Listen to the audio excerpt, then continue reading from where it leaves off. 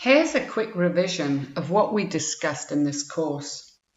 First of all, you must remember to expand what you say in your answers. Include additional information and justify your opinion.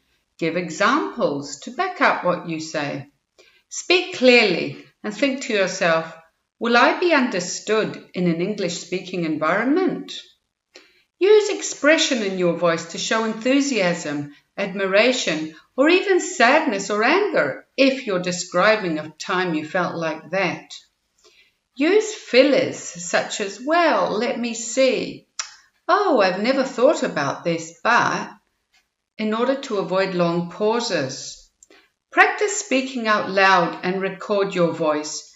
Time yourself speaking for 2 minutes non-stop for the long term and listen and think how you can improve your performance. Now let's have a look at a complete sample speaking test.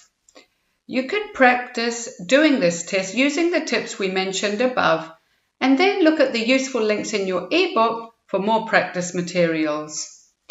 These are typical Part 1 questions. Let's talk about where you live. Do you live in a town, village, or city? Do you like living there? Tell me about recent changes that have taken place where you live. Now let's talk about the movies.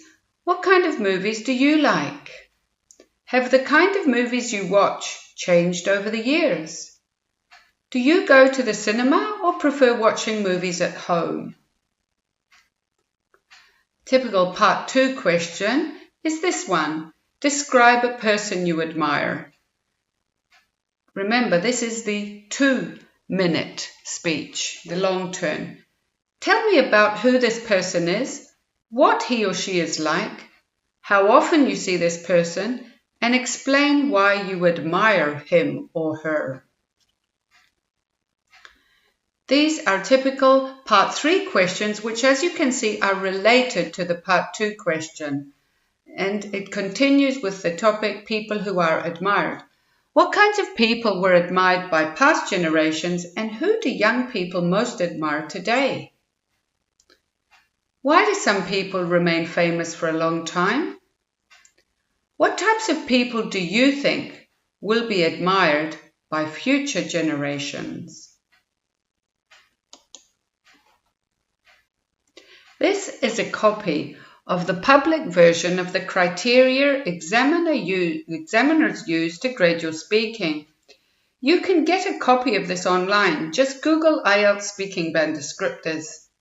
As you can see, there are 4 criteria: fluency and coherence, lexical resource, grammatical range and accuracy, and pronunciation, which they all carry 25% of the final score. And we'll look at all of them in turn. Let's look at what you need for a band 7. First, we'll look at the first column, which is fluency and coherence. This is how fluently you speak. For a 7, you need to speak at length without hesitating too much. So you need to expand your answers using the strategies we talked about in previous videos. You should also be able to connect your ideas and use phrases to signal your opinion or your emotions. Words like, I think so, or, well, I suppose so, or to show the opposing viewpoint, as in, yes, but you should also consider, and show the opposing viewpoint. You can find all of these and more in your language bank. The second criteria is your lexical resource, which is your vocabulary. We can see that for a 7, you should be able to discuss a variety of subjects flexibly. That means to have enough words to talk about whatever the examiner asks you. Even if you can't remember a particular word, you should be able to paraphrase it or describe it. You definitely should not say the word in your native language. The examiner will also mark your range of grammar. Do you use complex sentences to connect your speech? Can you change your tenses to talk about the past, present, and future? Okay, you can make a few mistakes for a 7, but most of your sentences should be without mistakes. The last criteria is your pronunciation. You don't need to sound like a native speaker for a 7, but you should be quite easy to understand in an English-speaking environment. Many candidates make errors in certain sounds. For example, they say "the" instead of "the", or country instead of country. Mispronunciations like these would cause some confusion for the listener and would lower your band score.